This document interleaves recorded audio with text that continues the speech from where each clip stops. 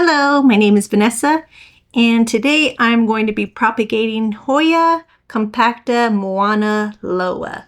So let's get started.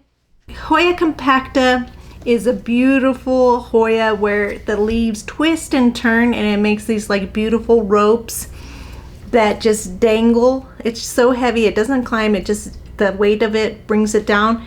It looks like these awesome curly-Q little ropes, which I absolutely love. It's easy, it's laid back, but it is a slow grower. By far, out of all the Hoyas I grow, it is a slower growing Hoya. So in order to get a long established vine of this one, it takes quite a while. So if you, especially for the Hoya Mauna Loa, you know, they're still relatively uncommon, so you're gonna not get a huge plant without not paying quite a bit of money.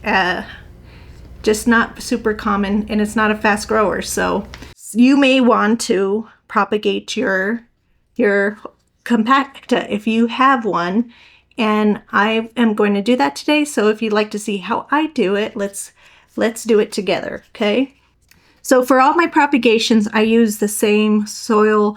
It's a peat-based soil, and it has a little bit of perlite into it.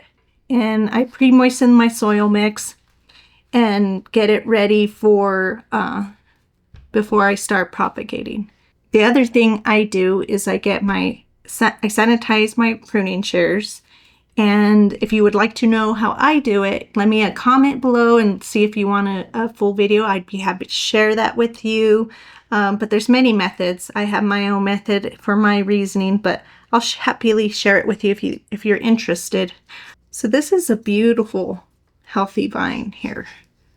An easy way you would be able to propagate. This is a nice, long, tall cutting. Cut right here. You got your top cut. It was already bare. Those two nodes were leafless. So I just would put it in like that and let it root like so. If you're a Hoya grower, you probably know or you've seen the plant pins where they have like two forks. It pins it into the cutting, which is really great to stabilize it so it doesn't fall out of the soil, and it just pins it into the soil as it roots. Those are they come in different colors and they're cute, and it's usually plastic. This is a little trick secret that I learned from my previous workplace. I used to work for a wholesale nursery. And for our propagation, we used paper clips for propagating like ground covers, perennials, things that needed to be pinned to the soil. And this is great because when you're pinning it, it's just a temporary solution. And for me, this is much cheaper. You could get 100 clips for a couple bucks. And each paper clip, you can pull them apart and they become 2 clips. And it does the same exact thing. And for me, it's not so important that they're there forever. You know, once it's rooted, I don't really need them. And I don't really want to be sanitizing a whole nother set just to use it again. That's just my personal preference. So boom. Cheap clips for your cuttings to hold them into the soil.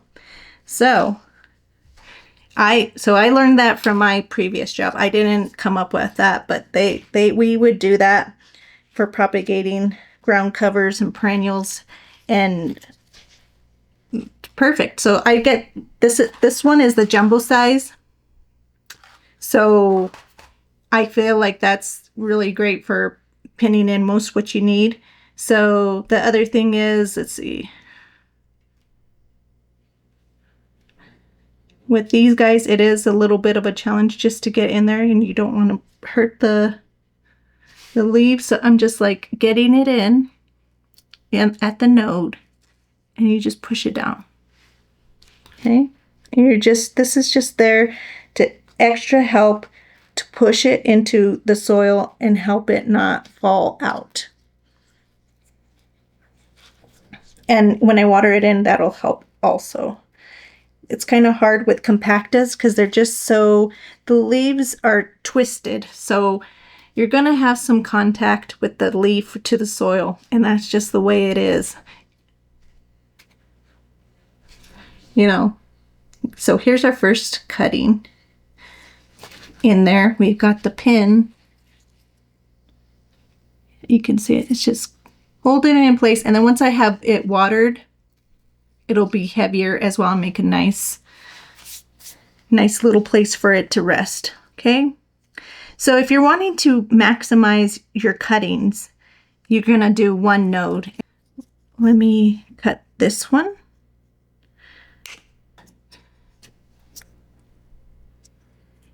You can see how this can be quite a challenge if you do one nodes, but if you have enough space and you pin them, a new leaf can come from right here and right there, okay? And this is a leaf on this side, this leaf on this side, and this is the part down here that we have to get in contact with the soil in order for it to root. So it's not a lot of stem, and the leaves are working against us because they're twisted. So let's see if we can do it. And this is where the pinning is going to be quite useful. There's enough stem here that I've done it in the past, and you're just letting it sit on top of the soil and it'll root and it'll be fine. So if you're moving it around, it might fall out of the soil, but once it's rooted, it doesn't really matter. So if you want, once again, we're going to use the pin, and you're going to push it in, and you see you got more stability. It's not going anywhere. You know, I mean, if you throw it, it's going to fall out because, yeah, I mean, you know, but it just gives just enough. So we can get a couple more cuttings into there. Let's see. And if you want more stem, it would be easier to stick into the soil. If it gets really, really tight, you might have to cut some leaves. You might have to do that. So we'll see. We'll keep going and let's do it leaf by leaf and see what we got. So here's another one node, 2 leaves. Okay, and I feel we got good stem, but I'm going to pin it.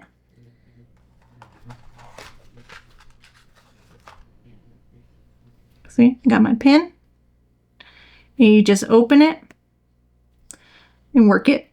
Open, close it, open, and just moving it back and forth. It will just make it a weak point, and it'll just snap off. And you got 2. Use the big ones for the big sizes that you need, small ones for the smaller sizes. So, okay. And I pinned it. Make sure to try to get that. So continue. There's quite a bit of leaves to work with. Here's another. Just being careful. I want to preserve the leaves as much as I can. And see, here we go. Going to be cutting right here. Okay.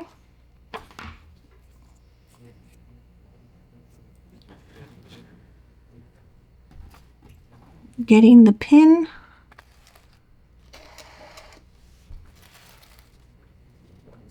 If you're careful, you can just do it without any paper clip. I'm going to go on this side.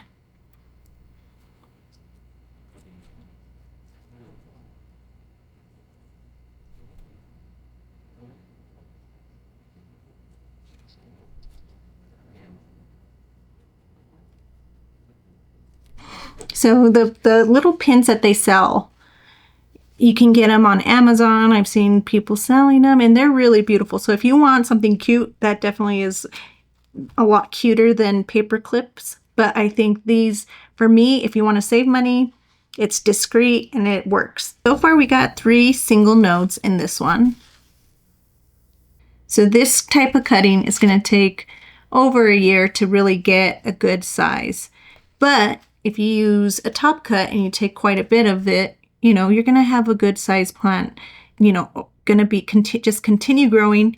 It's not going to have to activate a whole new growth point, and you see that it has beautiful variegation. So it just is ready to go. So it just depends on how you want to play it. You don't have to have just the top cut. I can also propagate like quite a bit of the actual stem, like say we'll cut here. And then you have even though it's going to have to grow a new growth point, but it's a good size plant already. Just depends on exactly what you want to do.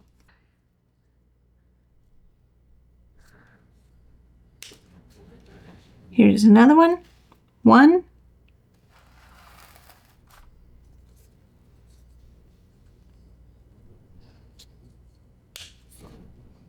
Here's another one. Two.